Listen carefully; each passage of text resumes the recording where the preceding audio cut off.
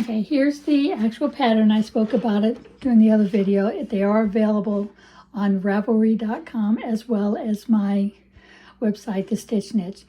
I will put a hyperlink on this video as well as the first video so you can click directly onto it. But what I'm going to work on is this. These are all the same bag. They all came out of this book. This was the base that I used.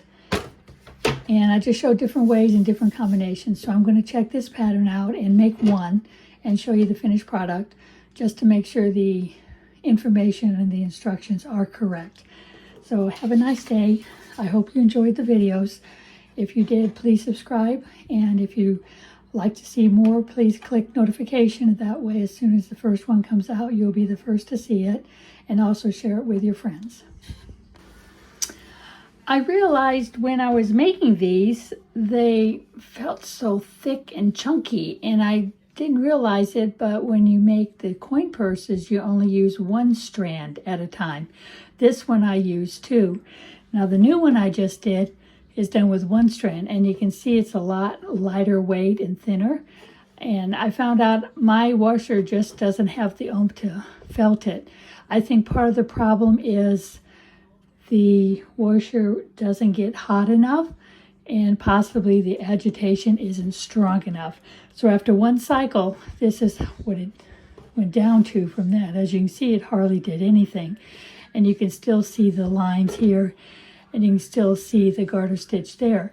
So what I did was got my tub, I guess I can't shrink it down anymore, filled it full of hot water and soap, and started taking this and just going like this and just scrubbing and agitating and rubbing it and soaking it and just doing this and doing for maybe 5 minutes. And after I did that, it came out right. Looky there. Let me put it on. You can see the difference between unfelted and felted. Now it's thick enough, but yet not super thick. And the flap comes down correctly. As you can see on this one, the flap doesn't come correctly, and you can still see the garter stitch. So that's what all I did was I put some warm, as hot of water as I could stand on my hand with some soap in a small bowl. And this is the one I used. And I just rubbed and scrubbed, and just like this. I did put a picture of the two videos that show how to do it in one of these tubs. I think it's called Felting Wool. I wish I could remember the name, but I can't. But if you go back to my old video or my original video, you can see it. But I just want to let you know, if you got a copy of that pattern, please make a note on it that when you do the coin purses, you only use one strand. Now when you're making the handbags, which I started one here, you definitely use two strands, because as you can see, it's very large. I started this one. I will go ahead and finish it. It's just knitting around and around like normal. You're just changing your colors as you go. There's nothing elaborate or fancy. At this point, it's stockinette, and then you do one roll of garter. That's what causes the bottom to go flat. So you can have a flat bottom. And then you just keep going up the sides.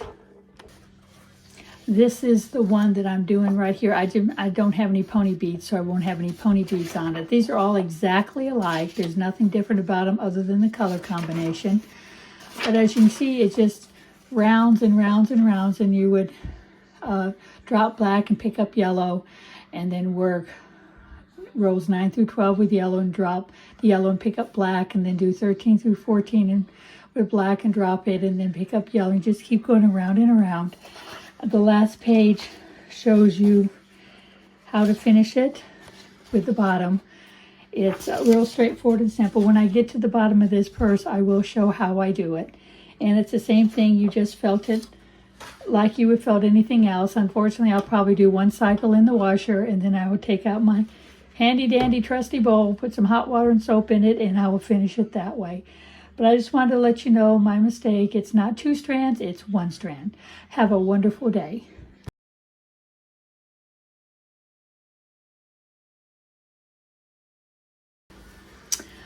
I realized when I was making these, they felt so thick and chunky, and I didn't realize it, but when you make the coin purses, you only use one strand at a time. This one I used two. Now the new one I just did is done with one strand, and you can see it's a lot lighter weight and thinner. And I found out my washer just doesn't have the oomph to felt it. I think part of the problem is the washer doesn't get hot enough, and possibly the agitation isn't strong enough. So after one cycle, this is what it went down to from that. As you can see, it hardly did anything. And you can still see the lines here, and you can still see the garter stitch there. So what I did was got my tub, I guess I can't shrink it down anymore, filled it full of hot water and soap, and started taking this and just going like this and just scrubbing and agitating and rubbing it and soaking it and just doing this and doing for maybe 5 minutes. And after I did that, it came out right. Looky there. Let me put it on. You can see the difference between unfelted and felted. Now it's thick enough, but yet not super thick. And the flap comes down correctly. As you can see on this one, the flap doesn't come correctly, and you can still see the garter stitch. So that's what all I did was I put some warm, as hot of water as I could stand on my hand with some soap in a small bowl. And this is the one I used. And I just rubbed and scrubbed, and just like this. I did put a picture of the two videos that show how to do it in one of these tubs. I think it's called Felting Wool. I wish I could remember the name, but I can't. But if you go back to my old video or my original video, you can see it. But I just want to let you know, if you got a copy of that pattern, please make a note on it that when you do the coin purses, you only use one strand. Now when you're making the handbags, which I started one here, you definitely use two strands, because as you can see, it's very large. I started this one. I will go ahead and finish it. It's just knitting around and around like normal. You're just changing your colors as you go. There's nothing elaborate or fancy. At this point, it's stockinette, and then you do one roll of garter. That's what causes the bottom to go flat. So you can have a flat bottom. And then you just keep going up the sides. This is the one that I'm doing right here. I don't have any pony beads, so I won't have any pony beads on it. These are all exactly alike. There's nothing different about them other than the color combination. But as you can see, it just rounds and rounds and rounds, and you would drop black and pick up yellow, and then work rows 9 through 12 with yellow and drop the yellow and pick up black, and then do 13 through 14 and with black and drop it, and then pick up yellow, and just keep going around and around.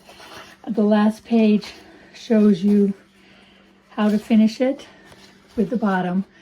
It's real straightforward and simple. When I get to the bottom of this purse, I will show how I do it. And it's the same thing. You just felt it like you would felt anything else. Unfortunately, I'll probably do one cycle in the washer, and then I will take out my handy dandy trusty bowl, put some hot water and soap in it, and I will finish it that way. But I just wanted to let you know my mistake. It's not two strands, it's one strand. Have a wonderful day. I've gone ahead and finished these 4 coin purses with buttons on them. I just trimmed the holes open a little more, because felting sometimes has a tendency to make the holes go together. So you just trim it with a pair of scissors. It won't unravel. And then I sew a button on. The other option would be to use some fabric glue and glue Velcro on these two, but sew a button on the top first, not a shank, but a flathead button on the top first, and then glue your Velcro on, and then you can have it open that way. I just want to show what the actual finished ones look like, because here's one I just did last night. As you can see, they are definitely bigger. I had to felt these by hand, and the one video that showed how to do it in a pail with hot water and soap worked really well, because that's how I finally got these felted. So I just want to give you a quick update on the final finish on those. And then here's the purse I was working on. I had mentioned this selection of them. They are actually, where is it? From one of these 2 books here. This one. This is kind of similar to the one I'm doing. I just didn't make the handles this big. It's optional. I did mine a little bit shorter. And they're all basically the same pattern. It's just I changed the color combinations. I added pony beads in 2 different places. Here I put pony beads in 2 places on this one. And I was supposed to put pony beads here on the butterfly one I'm working on, but I forgot the pony beads when I was working on it in the shop. So instead of the pony beads, I wasn't paying attention. Instead of the 3 rolls, I did 5. Doesn't really matter because it's going to shrink down anyway. This is the bottom right here. There's a roll of pearl right here which causes a ridge. Let's see if I can turn it this way and you can see how the ridge is. That's where you turn it flat to sew the bottom together. But I haven't quite finished this. I'm just getting ready to switch to black for the final round up here, to start the black here below the handle. I just wanted to show what I do when I finish it. For some dumb reason, I went ahead and I cut the yellow because I thought I was done with it at the end of this round. I didn't realize I had one more, so I tied it back on. Of course, when you felt it, you pull all these out or you weave them in before you felt them. I just want to show what I do to change the colors because you want to make sure you keep bringing your color up inside your work because you don't want to have just a big long loose string from here to here. You want it all twisted up inside. And when you felt it, you won't see it anyway. But I thought I'd show you how I do it. I only have 4 stitches left. Then I'm going to switch to the black. Okay, I'm right now just about ready to start row 36. So this is the end of 35. I went ahead and hit the button before I should have. But you would knit them together. I just used a piece of yarn for my marker. You can use a piece of yarn for your marker or an actual marker. So I slide it over. Now I'm getting ready to change this one to black. So let's see. You want to have the black underneath the yellow. So you just pull the yellow aside and pick up the black and do 1 stitch and then tug on it a bit because you want to make sure it's up here. Otherwise it's going to be real loose. It could look like this and you don't want it to look like that. So always give it a little tug after you've done your first stitch. That helps tighten it up and keep it going right up the inside of your bag. Now see, I can cut this one off now because there is no more yellow. Where's my scissors? I know I had them here. I found them. So since I'm not doing any more yellow, I'll go ahead and cut it. If I was doing more yellow, I wouldn't cut it. I'd hang on to it, and then when I get to the next round of black, I'd make sure that yellow yarn was caught up in it. So that way it would keep going up as you continue with the black. As you can see here, as I was doing the black, I kept the yellow going up through the black so I didn't have that big loop. And same down here, I had the black looping through the yellow when I switched thread, when I kept going up with the yellow thread. So that way it's not a big loop down there either. I don't need to keep that in that one. So I say we just knit around. Now the pattern says use a 29-inch size 15 needle. I was curious what would happen if I used a size 13 needle. So it's a little bit smaller needle. And I couldn't use a 29. It was too long to do this bag for a 15 needle. I don't know why, but it was very uncomfortable. So I went ahead and switched this to a 24-inch circular, and it seems to be working pretty good. So let me get all the way around and get back to the other side, and I'll show you how I would wrap that tail. I'm just about finished with the black, so I would do the last, in this case I have 3 stitches left, and I'm back to my red marker. So you slip your red marker. Okay, now I just finished row 36. So when you get ready to do the next round, if you still had more of the contrasting color to go, so if I was still doing more of the yellow, after you bring your black over, you would, I lost the tail, make sure that the yellow is wrapped around it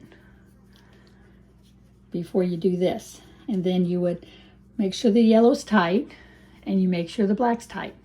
And then you would continue on. Not so tight that it makes it pucker, but definitely tight enough that it's not loose back here. You'll get the hang of it as you go. Now I'm going to go ahead and finish going around the 40 times. When I come back, I'm going to show how to divide it up for the handles and how to do the bind offs and cast-ons to make the handles, because it's one big continuous loop. I'm going to have to ball another bit of black. That's all the black I have left, which it won't be enough to finish this. So I'll keep you posted. Okay, I'm ready to start the handle.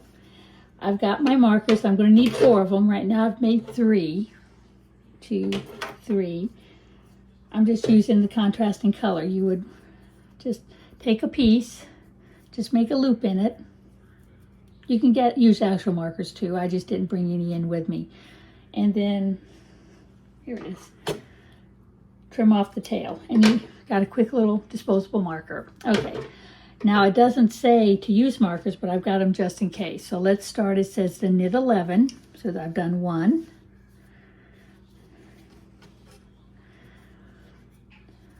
2,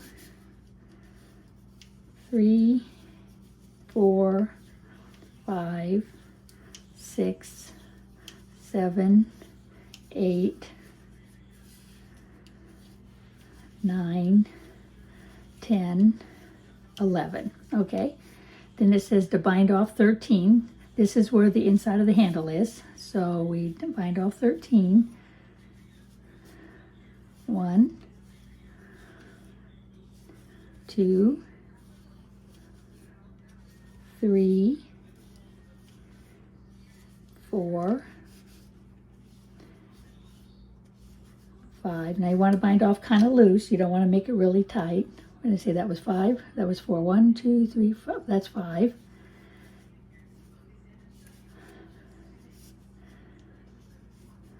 6, 7, 8, 9, 10,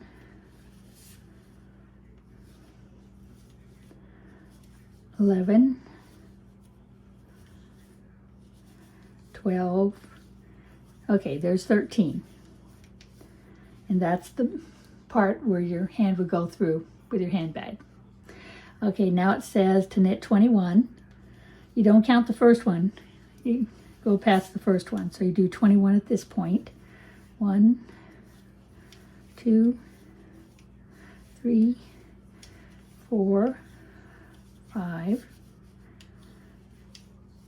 6, 7, 8, 9,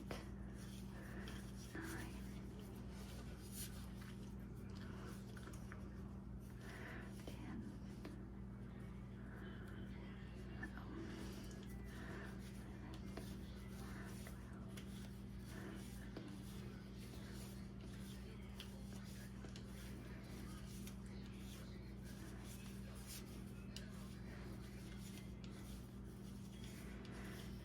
20, 21. Okay.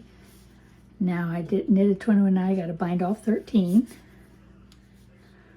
So we're just repeating the bind off. I guess we didn't need the markers. I wasn't sure. Never hurts to have some available. So there's 1, 2, 3, 4, 5, 6,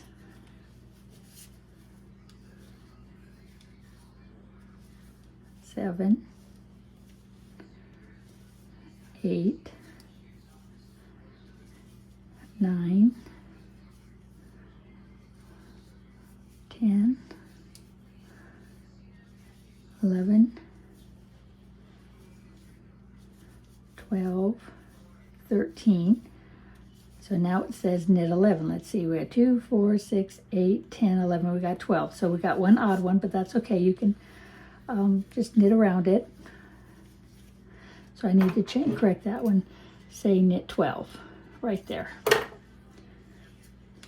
I'm just checking as I go because I make up a pattern, then I stick it away for 6 months to 2 years.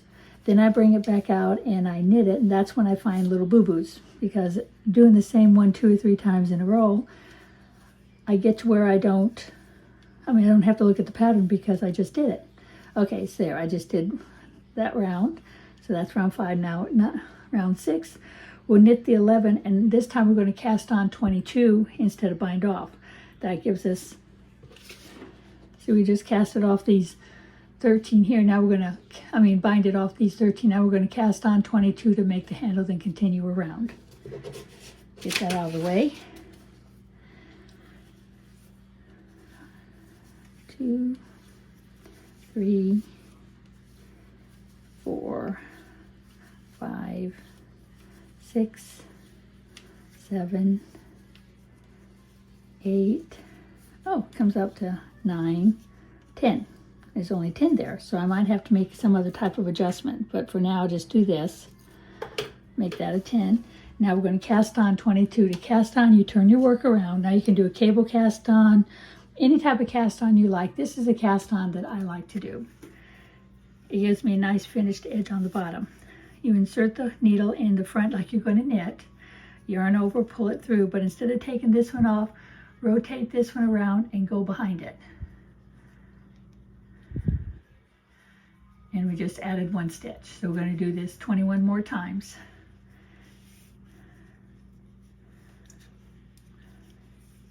That's 1, there's 2,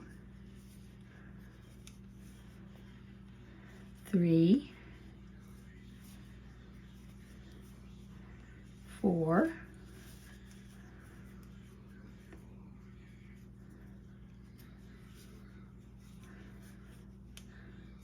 5,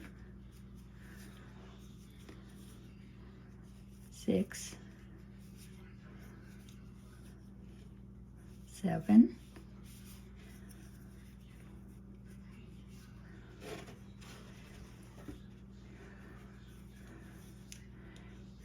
8,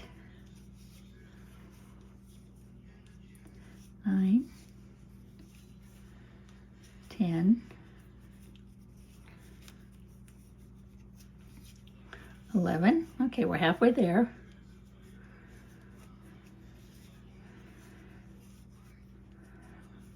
13, 14, 15, 16,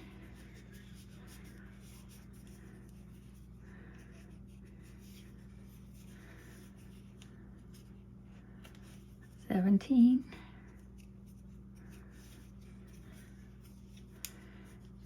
18, 19, 20, 21, 22. Okay, so that gives me 22 for the handle. Then we're going to bind off 13, so we got to turn the work back around because we need to pick up where we left off. Oh, knit 21. Oh, gotta bring the yarn to the front of the back of the work. So we're going to knit 21 right to where we left off with the cast on. There's 1, 2, 3, oh yeah, 4, 5, 6, 7, 8, 9,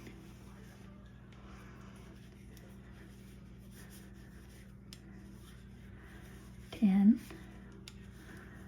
11, 12, 13, 14, 15, 16, 17, 18, 19, 20, 21. Okay, I must have done something wrong. Oh no, okay. Oh, that's right, I was doing the cast on. So now I got to cast on 22 more where the other bind off was. So we got to turn our work again. And we got to cast on 22 more. 1, 2, 3, 4, 5,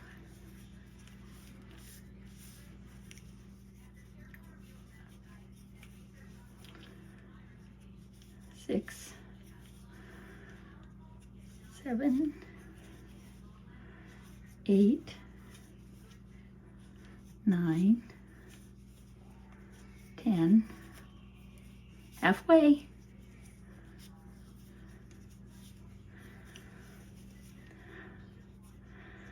No, 11, 12. That's what happens when you get too far away from the tip of your needle.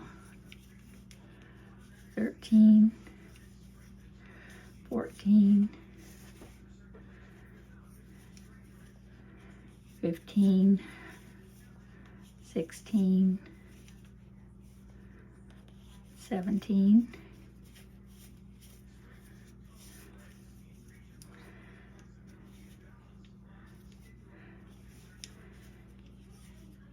18, 19, 20, 21,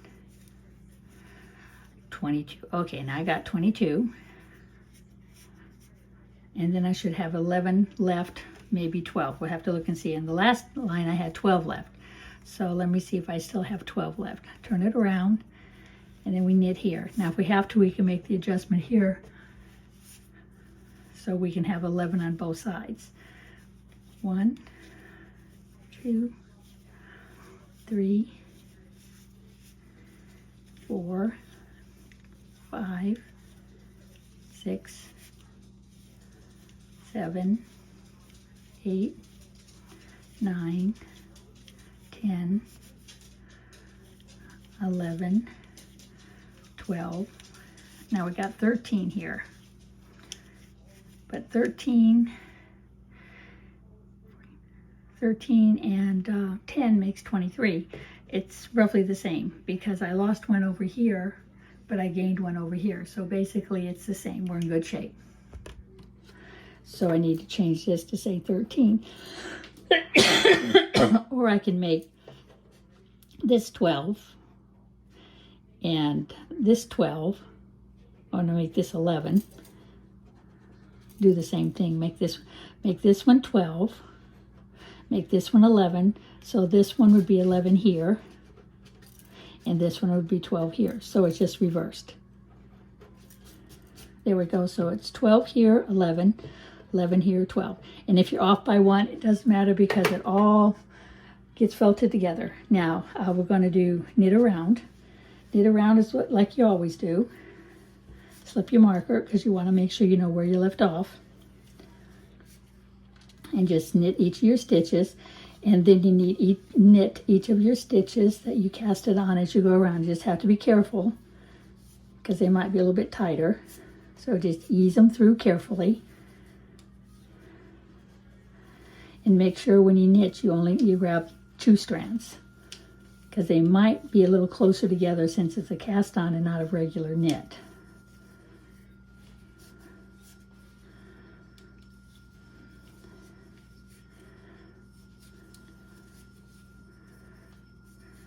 Now these are a little bit tight, but that's not uncommon. As long as you remember to keep only knitting 2, it's going to be a little bit wonky underneath because it was a cast on stitch. So you just be careful and make sure you grab just the 2 stitches as you do each one. Take your time, there's no hurry. You want it to look the best it possibly can. This works better, I think, on this bag than an I-cord. If you felt an I-cord, you would get a round circle. But because, oops, I lost one right there. Because I'm doing the bind off,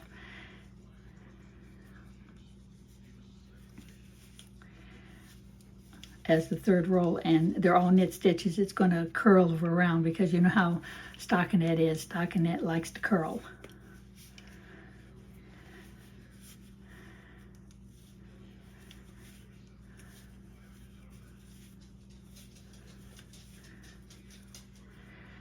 And then after you get all these cast on knitted, you just continue on knitting like you normally would when you get to the main body of the bag.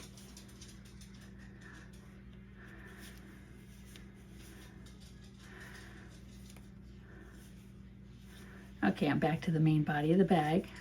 And just keep going, just like you've been doing. Okay, I'll meet you around at the other side. I've finished the knit around, so now I'm ready to bind off. And then we got to sew the bottom seam together and finish off the dog ear corners. We'll do that next. But first I just wanted to kind of get to the next section, which is the bind off. Well, I've got a few more stitches here and then we'll start the bind off. And obviously I won't do all the bind off here. because it's foolish for you to watch me do 70 bind-offs in a row. Okay, I'm to the end. Now I don't have to worry about my marker anymore. Now we're bind off, just like we did before. Second one over the first one, knit another one. Second one over the first one, knit another one. Second one over the first one. And just keep repeating it all the way around. Even when you get to the handle, just keep repeating it. I'll go ahead and get around this one handle. But you want to keep your bind-offs loose because when it felts, you want it all to felt evenly.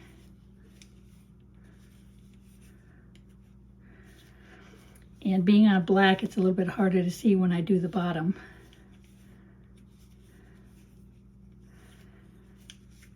But I just like this color combination. All right, so I'm about ready to start the handle. But you follow the same procedure.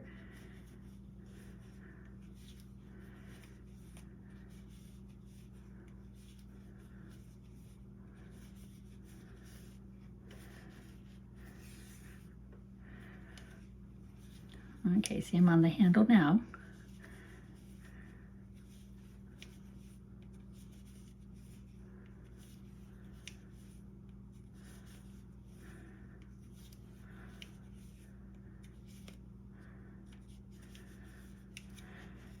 So you can see the handle is being bound off. Now I'm going to go ahead and finish all the way around, and then I'll show how to start sewing up the bottom. I'm down to my last 5 bind-offs.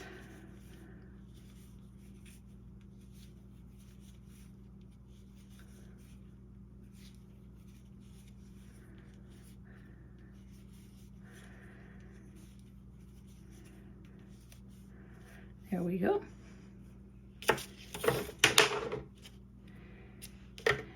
And then bring your tail through the last loop and pull it tight. There you go. Now if you want, you can bring the two together. Sometimes I do. I like to, I don't like that gap. Let me get this out of the way. That gappy look. The felting probably will take care of it. But for me, I like to go ahead and take the first stitch and then go through the last stitch over here and go through it a second time. And it kind of gives it more of a finished look. And then you can always run the yarn through the back a little bit, but since it's going to be felted, you probably wouldn't have to worry about it. There, okay. So now the main part of your purse is now finished. You got your 2 handles. Oh, let me do this. You got your 2 handles. Now we got to finish the bottom. Okay, with the bottom, don't worry about any of the tails because the felting will make them go away. Get yourself a length of thread. Just a single strand is all you need. I'll use this big needle. Might help you see a little better because black is hard to see. Okie dokie. I got thread everywhere. All right, you want to make sure the 2 handles line up. Otherwise, it's not going to, you don't want it like that. Because if you do like that, then your seam is in the wrong spot. You want both your handles to line up. So that way your seams are the same all the way.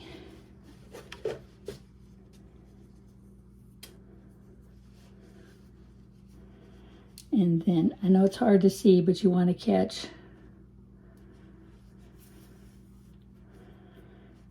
your stitches at the bottom. I probably got too much thread here, but I'd rather have too much than not enough. Then go to your next stitch on both sides and whip stitch them together. And you don't have to go super tight because this is going to be felted. Go to your next one.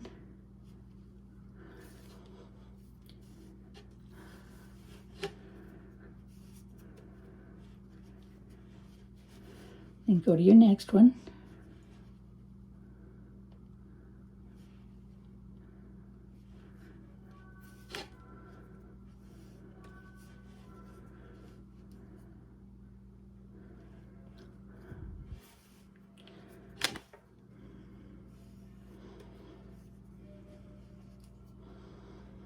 Now, if I was thinking, I would have left a longer tail, then I could have used this longer tail to box the corners, but I forgot. But luckily, felting all woven in stitches get all nice and tight and snug. Just trying to get this. Let me make this tail longer here. There, okay. And you just keep going. And if you miss one, it's no major catastrophe if you miss one, because it's all going to felt together.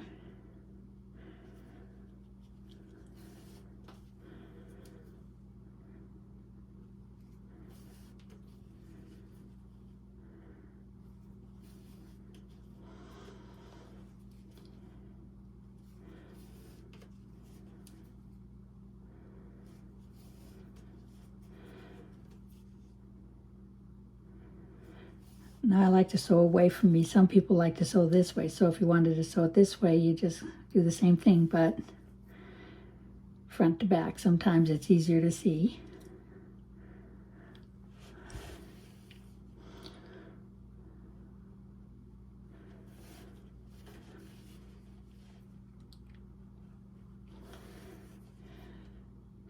Now I'm going to try felting this in my washer. See what happens with it. Being a bigger needle, looser stitches. Part of my problem, I think, is this new washer is energy efficient, so it won't let me put in hot water. It's more warm water. Even though I put it on a high temperature setting, I don't think it wants to do the high temperature settings. That's why it's not felting down as far as it should. Take it all the way to the end. You don't want to skimp with it. You want to take it all the way to the end.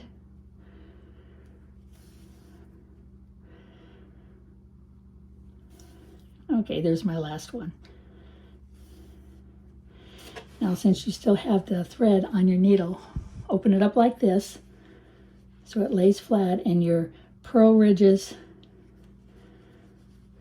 are equal apart, because you want to sew across here and make a dog ear. So what I'm going to do is I'm going to take and slide this down through my work. See, if I left a longer tail on the other side, I could have done the same thing. And then you sew across. Just a running stitch is all you need, because it will hold together with the felting process.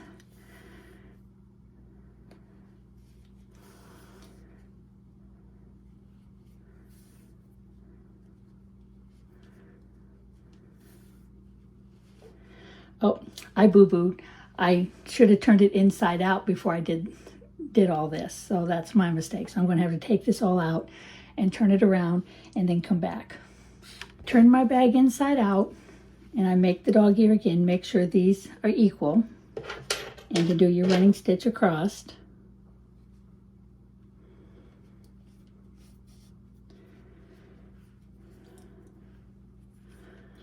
You can always use the other side as your guide.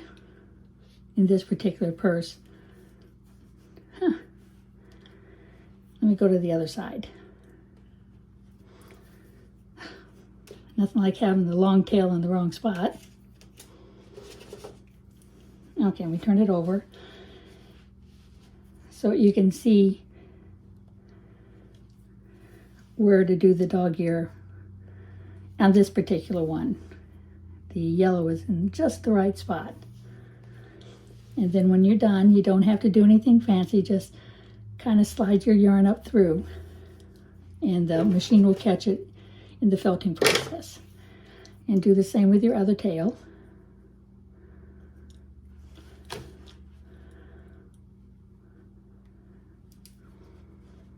Here, so now this dog ear is ready. Let me get another piece to do the second dog ear.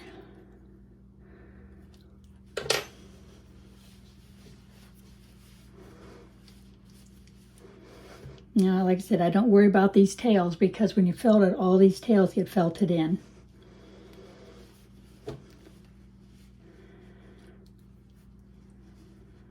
There. The nice little dog ear. That's how you box your corners. After I get this one sewn, I'll turn it right side out and you'll see what this does to your bag.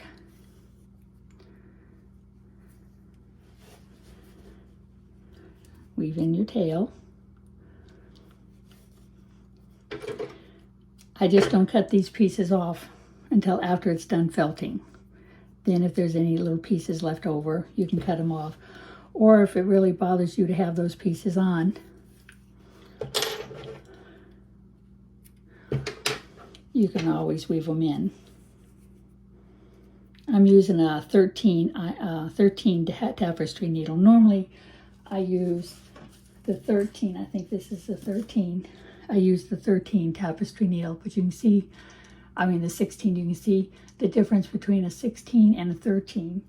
Just use whichever one you like. The 13 has a bigger eye, and sometimes that helps. Okay, like I said, you can weave your tails in if you like.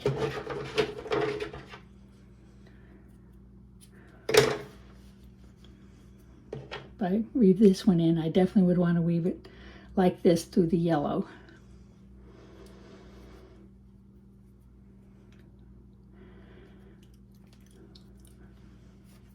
There. And then do the same with these. I can weave these in just as easy. But once you're finished and your bag is felted, see, it gives you a nice boxed corner. For your bag has a nice boxed corner. And then once it's totally felted, then you cut some of this dog ear off because it gets bulky and thick, and you just cut it off, it won't unravel.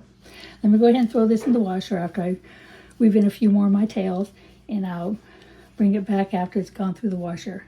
I was lazy, I didn't bother taking this part apart because it's going to felt in anyway. It'll be nice and flat, you'll never see this ridge.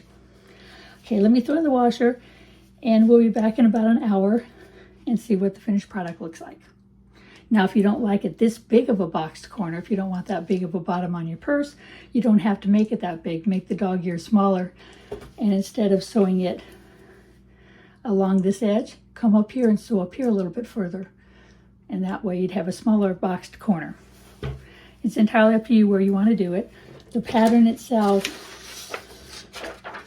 shows to take it, oh, that's upside down, shows to take it right where the yellow starts. But like I said, if you don't want it that wide, you can always make it a little less wide, less than that wide, and make it this wide, and it'll be a little narrower. All right, let me give it a quick once over, and I'll be right back. One little tidbit: when you weave in your tails, weave them in into the color that it is, because if you felt it and you've wove it into the other color, it may pop through and you may see it on the other side. And you definitely don't want to see the other color on the other side. So be careful when you weave them in. They don't have to be woven perfectly, just enough to hold them in place until the machine can felt it for you. Before I felt, I want to show you one thing. On the top of this edge, I did 4 rows of garter. That helps keep it flat. Unfortunately, I forgot to do the garter on this top edge, and as you see, it's rolling. So when I felt it, I want to see if it'll lay flat or if it curls under. And if it curls under, then I know I definitely should have done the knit here like the pattern says, where I did stockinette instead of garter. I forgot to take a measurement of it before I put it in the washer. It didn't felt down very much. My washer just doesn't felt too well, and this coin purse. So I'm going to manually hand felt it. But before I take it out, I'm going to measure. It's about 11.5 inches now. It probably was closer to maybe 13 before I threw it in the washer. The top did roll because I didn't do the garter stitch there. But it's kind of cute with the roll on the top. Kind of goes with the handle.